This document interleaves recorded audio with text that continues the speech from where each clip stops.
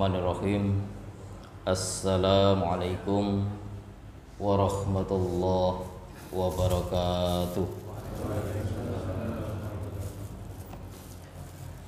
Alhamdulillah, wassalatu wassalamu ala rasulihil mustafa wa ala alihi wa sahbihi wa mawalah. Ashhadu an la ilaha illallah wahdahu la syarikalah wa ashhadu anna Muhammadan abduhu wa rasuluh.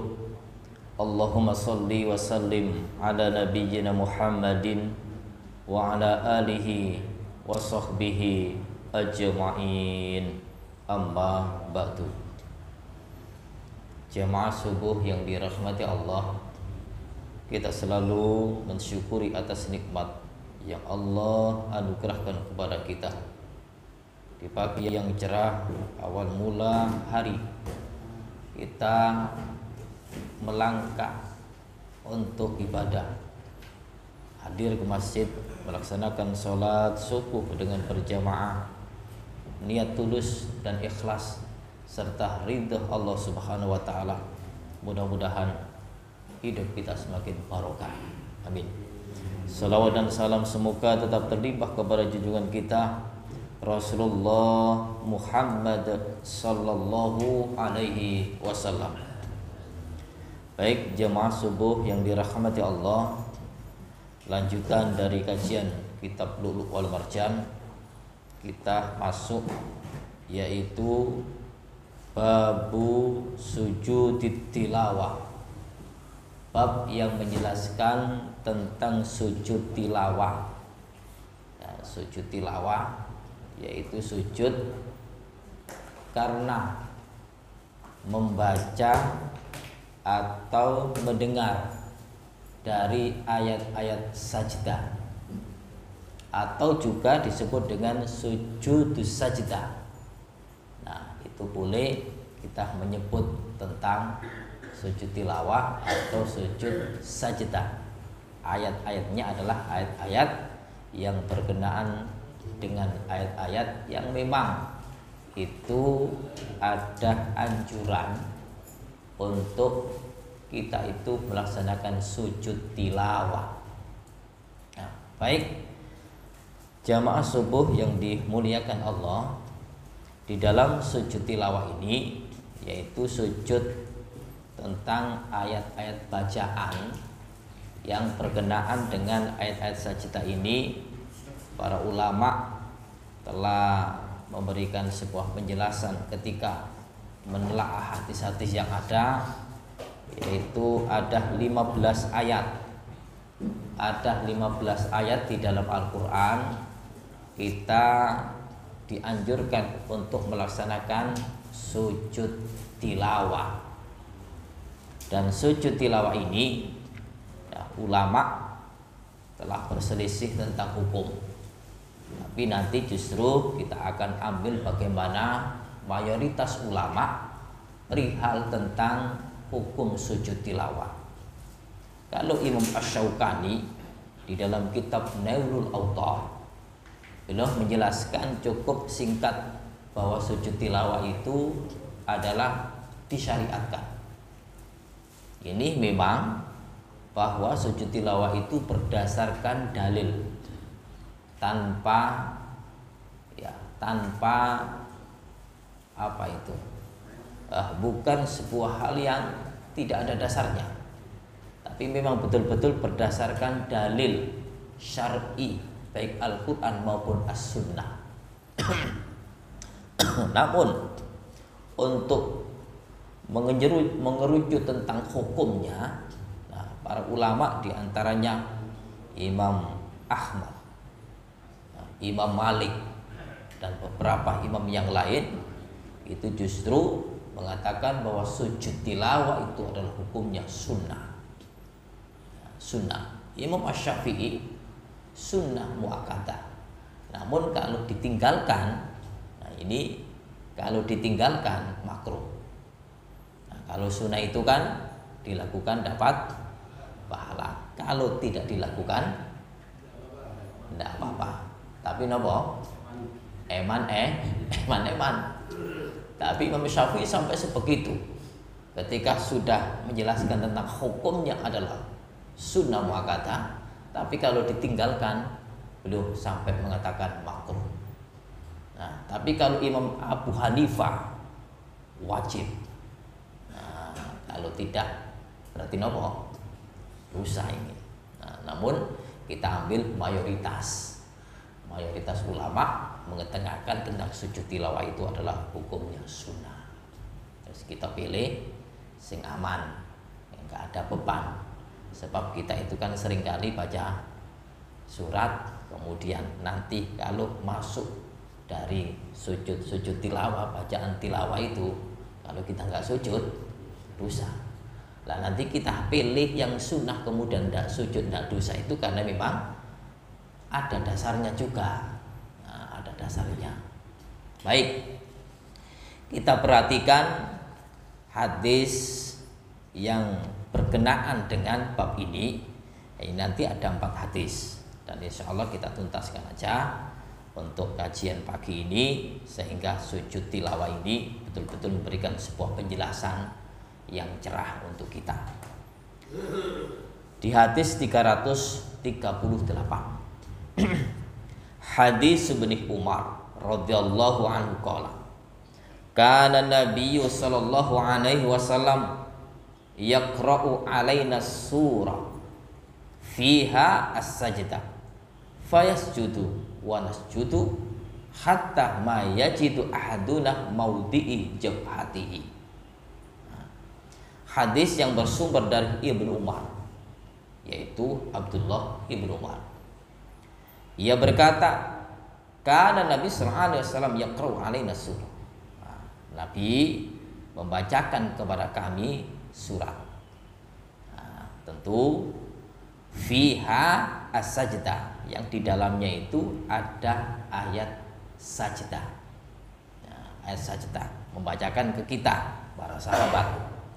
Fayasjudu wa nasjudu, maka beliau sujud dan kami pun para sahabat ini sujud. Hatta ma yajidu ahaduna, sampai salah seorang di antara kami itu tidak mendapati maudhi'ah jabhatihi, tempat untuk meletakkan kening. Berarti saking nopo nih? Saking sahabat yang hadir saat itu, saking banyaknya, sehingga tempat sujudnya itu gak uman. Nah, gak ada tempat untuk meletakkan kening. Nek kapan ngeten, kinten-kinten nalika salat napa lintune. Niki bisa ditebak gitu loh. Ya. Nek kapan Nabi salat itu kan tentu ya, salat jamaah ini semuanya pada rapi, ditata dulu oleh Rasulullah. Makanya Rasulullah kalau berdiri salat itu saw sufufakum, dilihat. Nah ini sampai nggak ada tempat sujud. Nah inilah dugaan kuat adalah di luar sholat. Nah, di luar sholat. Nah, sehingga ketika di luar sholat para sahabat kumpul, kemudian Nabi itu membacakan ayat sajdah, ayat sajdah untuk kita para sahabat. Nah, ketika tiba ayat sajdah, Nabi sujud, kita pun sujud. Nah, bisujud kita pun sujud. Di dalam hadis yang lain ya, dijelaskan dalam riwayat As-Saikhan dan juga Imam Abu Dawud, dikatakan hatta yasjudu hatta sajada rajulu ala dhahri rajuli, sampai seseorang itu sujud di atas punggung temannya. Tuh. Ditumpukan ngoten. Ya, saking dan saking semangati para sahabat ketika mengikuti Rasulullah, Rasul sujud, kami pun juga langsung serba sujud. Mboten-mboten sing sunai gak ikut, atau ndak apa-apa ndak ikut sujud. Nah ini nyeleneh. Nah tapi para sahabat itu kan nampaknya ketika memandang hukum dan serentak, mereka itu ikut serentak dalam melaksanakan kesunahan dan anjuran ini. Nah kemudian juga dijelaskan pada hadis yang lain, ma yastati'u ba'duhum ayyasjudah minaz zakhmi. Nah ini baru jelas bahwa sebagian di antara para sahabat itu tidak bisa untuk sujud karena penuhnya gitu loh, karena banyaknya. Nah kapan sholat ya, dalam hadis-hadis yang ada ini justru rapi, pelaksanaannya pun juga tenang, sehingga berdiri, rukuk, sujud itu pun terlaksana semua. Tapi ketika untuk ayat sajdah ini dalam satu waktu, ketika Nabi membacakan ke kami ayat sajdah dan kami pun sujud, saking ramainya para sahabat itu ada yang tidak bisa untuk sujud ke tempat sujud, tapi itu pun berusaha untuk bisa melaksanakan bagaimana Rasul mencontohkan. Jadi sujud sak kena-kena wonten ngene, kok iki ndukure. Nah, gegeri kanca ya sujud. Ngapunten ya, kok gak pas gegeri pas napa nih? Pas mudun titik. Ya disujudi. Tapi sampai berbunyi ya. Lah ini gitu loh. Jadi saking semangatnya para sahabat itu, sehingga pelaksanaan sujud tilawah ini mereka benar-benar menjaga dan melaksanakan apa yang Rasul contohkan. Namun sisi lain nanti juga akan kita dapati hadis ya tidak melaksanakan sujud. Nanti dijelaskan pada hadis yang berikutnya nanti. Nah ini perihal ayat sajdah yang Rasulullah SAW membacakan ke para sahabat, dan para sahabat pun juga ikut serta dalam sujud tilawah itu. Nah, ini satu kesimpulannya, diduga bahwa ini bukan saat sholat, yaitu di tempat ketika Rasulullah itu mengadakan majelis dan banyak yang ikut untuk mendengarkan apa yang telah disampaikan oleh Rasulullah Shallallahu Alaihi Wasallam. Kemudian hadis 339. Hadis Abdullah bin Mas'ud qala qara'an Nabi sallallahu alaihi wasallam an-najma bi Makkah fasajada fiha wa sajada mamma'ahu ghairu syaikhin akhadha kaffa min hasa au turabin farafa'ahu ila jabhatihi wa qala yakfini hadha fara'aituhu ba'da dzalika kutila kafiron. Ini dari sahabat Abdullah ibnu Mas'ud radhiyallahu anhu, ia berkata Rasulullah SAW membaca surat An-Najm. Ini surat An-Najm yang beliau baca ayat 62, yaitu fasjudu lillahi wa'budu, sujudlah kalian kepada Allah dan beribadahlah kepadanya. Nah, di saat ayat itu, itu beliau baca di mana? Di Makkah, di kota Mekah. Di kota Mekah. Maka Nabi fasajata fiha, beliau bersujud karena membaca surat An-Najm itu ayat 62. Wasajata ma'ahu, dan orang-orang yang berada di sekitarnya yang bersama Nabi ikut sujud bersamanya. Namun ada satu orang, ghaira saikhin akhadha kafan min khasa au turabin, kecuali seorang syekh, orang yang sepuh, yang tua, itu ndak sujud tapi ngambil kerikil atau debu. Nah, ini min haso itu kerikil atau debu. Ini nampaknya yang jelas mana, tapi disebutkan dua hal ini karena rawi yang meriwayatkan itu biasanya ragu. Ini kerikil atau watu atau turab atau debu, maka disebut keduanya tidak masalah. Nah, lantas apa yang beliau lakukan? Farafa'ahu ila jabati, maka beliau angkat untuk ia letakkan di keningnya. Jadi nggak pakai sujud, namun ngambil napa? Kerikil utawa debu wau ditemplek nang jidate. Padahal orang-orang sekian banyak itu sujud. Dan beliau baca surat An-Najm ini di kota Mekah. Maaf Bapak Ibu, saat itu kota Mekah itu bukan seperti sekarang Muslim. Tapi saat itu beliau baca di hadapan para umat yang di situ ada kaum musyrikin, ada kaum muslimin. Jadi satu kumpul saking banyaknya. Beliau membaca surat An-Najm 62. Para sahabat ikut sujud dan orang-orang musyrikin saat itu ikut sujud pula. Kenapa?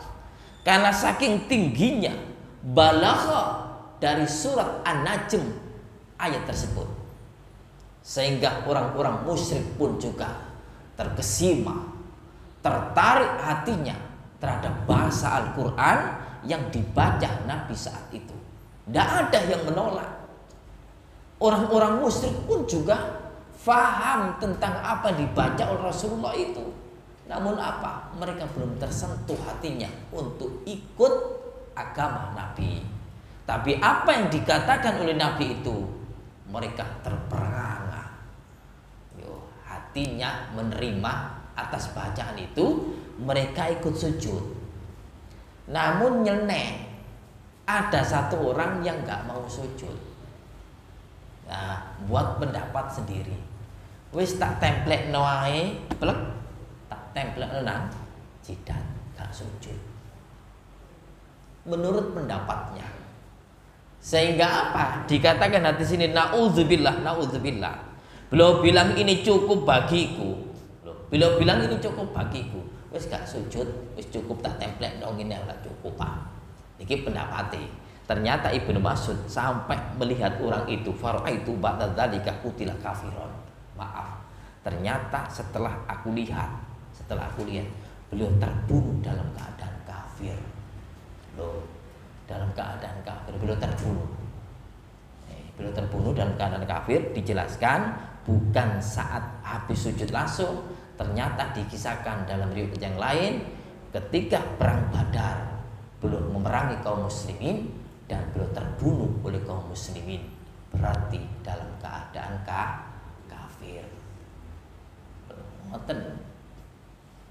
Dan ini naudzubillah, ketika Rasulullah SAW memberikan sebuah contoh, itu semestinya para sahabat pun juga ikut.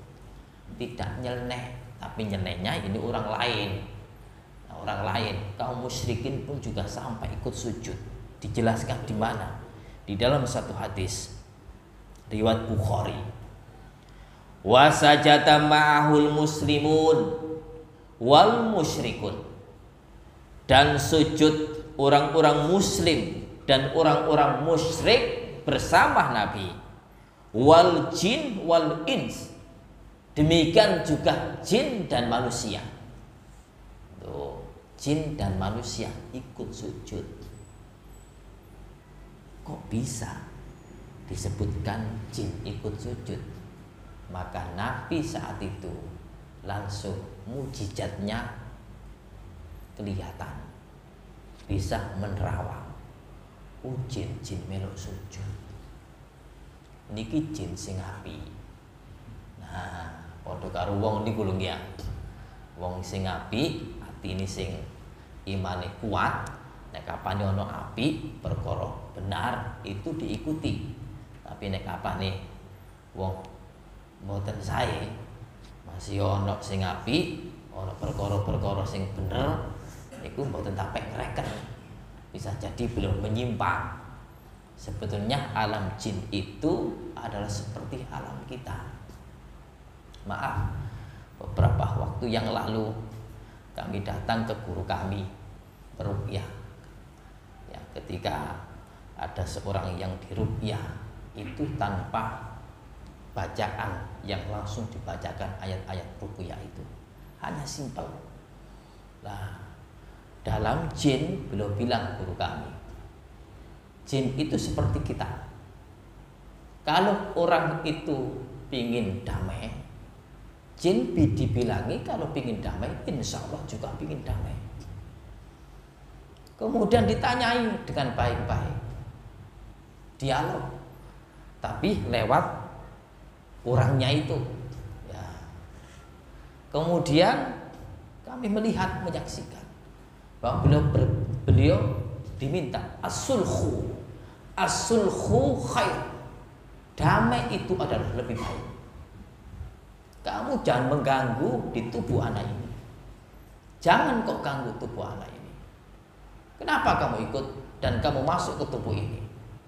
Kata si anak itu, beliau bilang jinnya, kami hanya ikut tok, nggak ganggu kamu. Jangan, kata guru kami.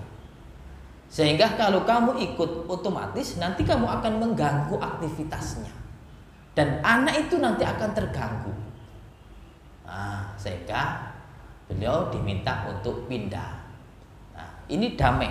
Dia bilang gini, guru kami, as-sulhu khair, damai itu lebih baik. Sehingga kamu pindah saja dari tempat anak ini. Alhamdulillah beliau menerima untuk disuruh keluar itu. Jadi damai. Nah, kemudian beliau disyahadatkan. Walaupun orang jinnya itu, kalaupun toh itu muslim, Islam, tapi pengganggu, maka disempurnakan tentang syahadatnya tadi. Akhirnya beliau mau. Maksud kami, ketika mau untuk damai, kemudian beliau keluar. Nah, keluarnya ini yang saya kaitkan dengan hadis ini, beliau ditawari, kami antar ke Mekah, kami sarankan ke Mekah atau ke Madinah. Beliau juga pilih, saya ke Mekah saja. Akhirnya beliau ditarik setelah syahadat, kemudian ke Mekah. Beliau pergi ke Mekah. Itu banyak gitu. Ada yang nggak mau ke Mekah. Kamu pilih yang mana? Mekah atau Madinah? Milih. Kami ke Madinah saja. Loh. Karena di sana kumpul orang-orang baik. Nah, jin-jin baik di sana. Maksudnya ini gitu. Ketika jin baik itu kumpul di daerah Mekah ataupun Madinah. Karena dua kota itulah kota yang terpilih di dunia ini, yaitu ada tanah haram. Nah, ini maksud kami, jin-jin yang baik ikut sujud ya, saat itu adalah di daerah Mekah. Nah, demikian juga model ruqyah tadi ya juga seperti itu. Ya, ketika kami pun juga ya meruqyah, nanti malam ya ada orang yang agak linglung gini. Ya, kami insya Allah ada waktu habis isya. Nah, itu kami pun juga punya ya, bahasanya kami tidak sendiri. Ya, datang ke tempo hari itu ke sana untuk harus menimba ilmu lagi.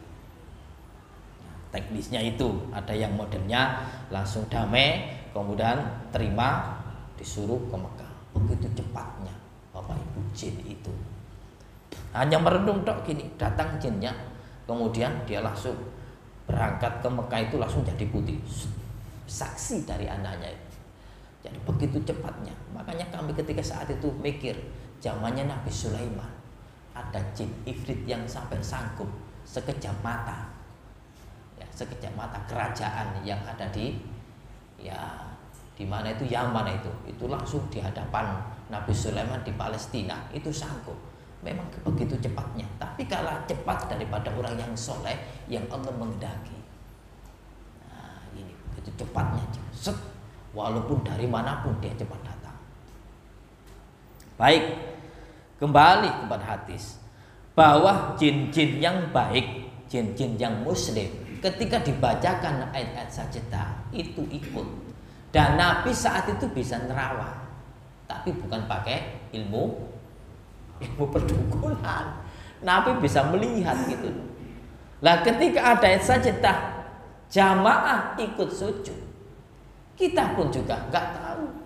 Tapi kalau jin-jin baik, yang jelas mereka, kita akan khusnudon mereka itu pun juga sujud.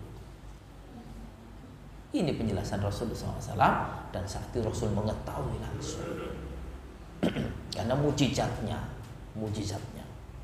Ini hadis yang 339, dan orang yang tidak mau sujud tadi memang orang non muslim, orang musyrik, dan wafat mati di saat perang Badar, dibunuh oleh orang-orang muslim karena perang dan mati dalam keadaan kafir. Baik, berikutnya 340. Hadis Zaid bin Thabit an Atha bin Yasar annahu sa'ala Zaid bin Thabit radhiyallahu anhu fa zama annahu qara'a ala Nabi sallallahu alaihi wasallam wan najd falam yasjud fiha. Nah ini dari sahabat Zaid bin Thabit dari Atha bin Yasar, bahwasannya beliau Atha tanya kepada Zaid bin Thabit, tatkala membaca ayat sajdah kepada Nabi,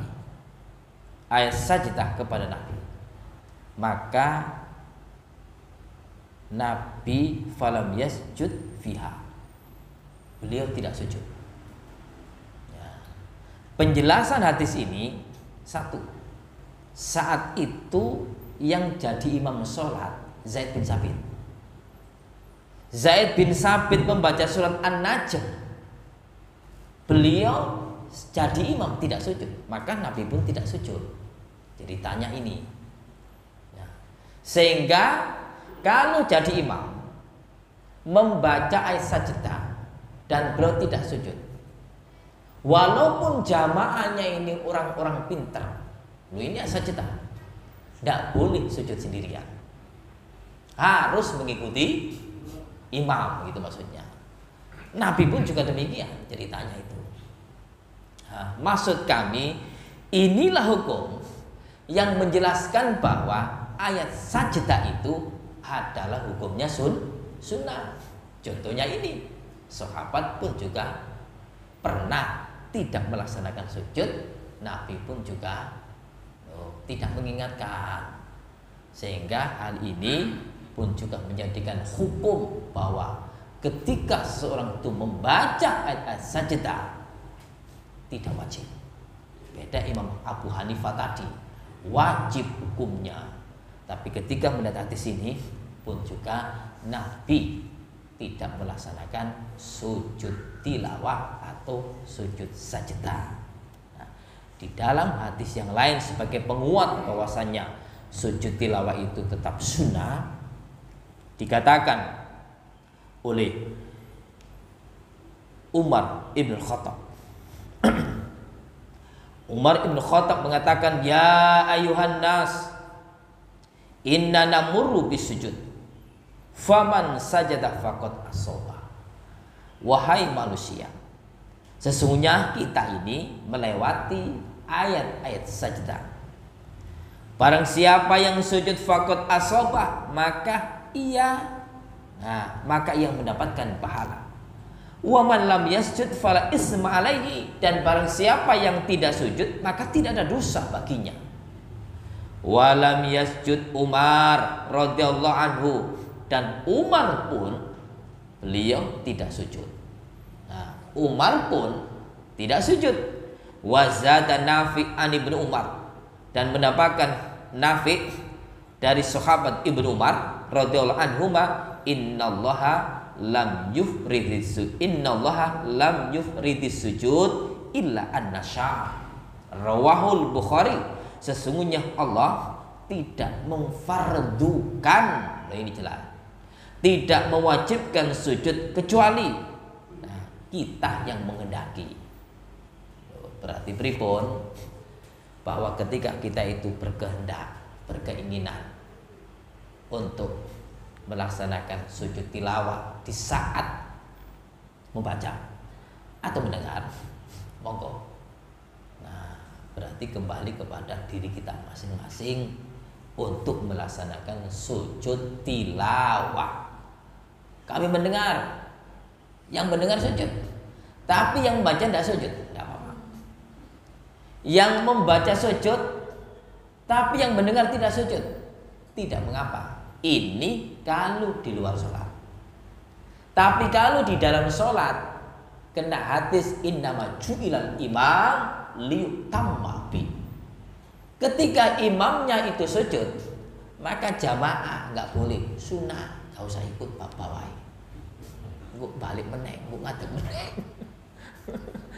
Ditunggu pantun sujudnya. Kini meneng doa, karena belum bilang yakin hukumnya sunnah. Nah ini tidak boleh. Jadi wajib untuk hal-hal seperti ini kita mengikuti sujud sebagaimana imam sujud, karena di situ ada gerakan yang pindah, yaitu ada takbir ketika sholat. Nah ini menjelaskan lagi. Jadi kalau imam itu sujud tilawah, maka untuk pelaksanaan akan sujud wajib membaca takbir. Takbir. Allahu Akbar, sujud. Membaca doa. Doa napa? Mboten doa kados dene doa sujud, tapi ada doa tersendiri. Sajada wajhi lilladzi khalaqahu wa sawwarahu wa syaqqa sam'ahu wa basarahu bi khaulihi wa quwwati fatabarakallahu ahsanul khaliqin. Rawahu Ahmad wa hadza hadisun sahih. Niki doa sujud tilawah. Sajada wajhi lilladzi khalaqahu wa sawwara wa syaqqa sama wa basara bi khawli wa quwwati fatabarakallahu aksarul khaliqin. Iku doa aipun. Nek kapane kula sing malih, nek kapane salat imam ndamel takbir, jamaah ikut takbir gerak. Tapi nek kapane di luar salat mboten ndamel takbir. Di luar sholat baca sajadah, langsung saat itu sujud langsung. 1 kali sujud. Ya, disyariatkan. Ayo ngadep ulon. Menghadap ke arah kiblat. Lah pripun? Koncoku iki maca surat As-Sajdah. Aku nak pinggire. Mari ngentut batal. Napa to angsal? Halo? Angsal. Jadi enggak harus mari ngurungono As-Sajdah. Ngentut aku tak itu dhisik. Sesuai. Nek kapane kersa langsung sujud saat itu. Oh, jadi ndak diharuskan, ndak diwajibkan harus berwudu dulu. Jadi, rencang kalau baca As-Sajdah kulo kepireng langsung sujud saat itu. Tidak diwajibkan wudu dulu. Ngoten. Nah ini, jadi kulo tegaskan lagi, nek kapan di salat wonten takbire, nek kapan di luar salat tanpa takbir. Ingkang terakhir hadisipun. Hadis Abu Hurairah an Abi Rafi' qala shallaitu ma'a Abi Hurairah al-atama. Kami Abi Rafi' mengatakan kami pernah sholat bersama Abu Hurairah sholat isya. Faqara'a, maka Abu Hurairah itu membaca surat Idzas sama'un syaqqat. Fasajata faqultu mahadi. Maka beliau sujud. Aku tanya kepada Abu Hurairah, mahadi, apa ini Abu Hurairah? Qala Abu Hurairah mengatakan sajadtu biha, aku sujud untuknya khalfa Abi Qasim, di belakang Rasul sallallahu alaihi wasallam. Fala azalu asjudu biha hatta alqahu, maka aku tidak menyanyiakan, tidak pernah melepas ini, sehingga aku sujud dengan bacaan ayat sajadah tadi hatta alqahu, sampai aku berjumpa dengan Allah Subhanahu wa taala. Niki Abu Hurairah, seorang yang istiqomah. Nah, kapan sunnah, beliau tetap untuk melaksanakan sujud tilawah itu. Nah, baik jamaah yang dimuliakan Allah Subhanahu wa taala, bacaan surat Al-Insyiqaq tadi itu ditinggali ayat keberapa? Nah, jadi suratnya idza sama'u syaqqat, tapi ayatnya ayat yang ke-21. Nah, ini Bapak Ibu tentang penjelasan sujud tilawah. Dan sujud tilawah ini jumlahnya 15. Ya, tempat di dalam ayat, kami langsung bacakan surat Al-A'raf 206, surat Ar-Ra'd 15, surat An-Nahl ayat 50, Al-Isra 109, Maryam 58, Al-Hajj 18, Al-Hajj juga 77, Al-Furqan 60, An-Naml 26, As-Sajdah 15, As-Sad 24, Fussilat 38, An-Najm 62 tadi, kemudian Al-Insyiqaq 21, yang terakhir Al-Alaq. Ya, surat Iqra niku lho ya. Terakhir niku ya. Ya, wasjud waqtarib. Loh, niki diunjuraken sujud. Lah kok pripun Pak niku ayat terakhir? Mosok munggah maneh. Ya tetep munggah. Lho munggah maneh ya Allahu Akbar ditambahin apa ora? Ayat lintune. Sak kersane. Wah niku surat Al-Alaq surat terakhir, ketika Allahu Akbar takbir maneh. Allahu Akbar turuku. Wah, begitu. Demikian kajian untuk ayat-ayat sajdah. Dapat ditampi? Nggih.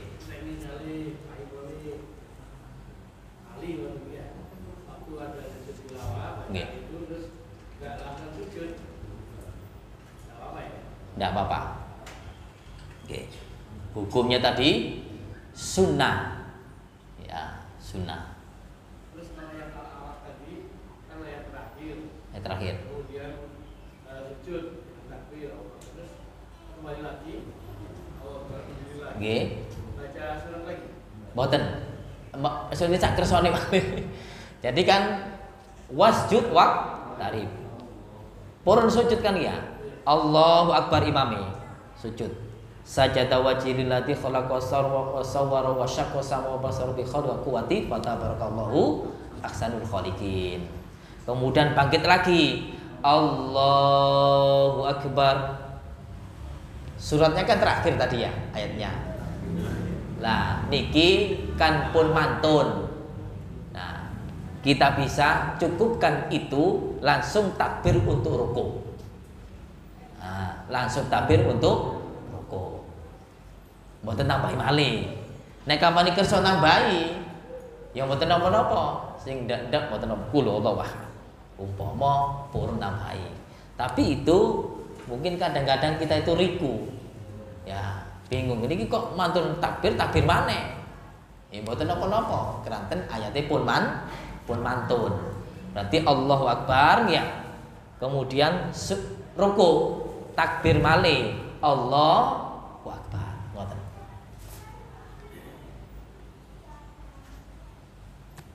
Jelas nggih? Ada kata-kata wasjud mesti ya. Wasjud waqtarib. Selesaikan dulu. Wasjud waqtarib. Ketika yang lain, ayat yang lain kan enggak. Misalnya itu menyelesaikan ayatnya dulu baru sujud apa? Kan ada kata-kata sujud. Oh, ngoten. Diselesaikan satu ayatnya itu. Oke, diselesaikan satu ayatnya itu, kemudian sujud. Oke. Pripun? Ya. Demikian kajian untuk bab tentang sujud tilawah. Mudah-mudahan bermanfaat dan kita bisa mengingat dan juga kita bisa ada keinginan untuk melaksanakan sujud tilawah di saat ayat-ayat sajadah ini. Kita tahu betul bahwa itu adalah anjuran dan sunnah, sehingga kita pun juga tergolong orang-orang yang baik. Ya, mudah-mudahan kita senantiasa diberikan oleh Allah Subhanahu wa taala sehat walafiat, ya.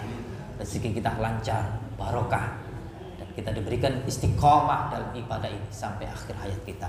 Insyaallah husnul khatimah.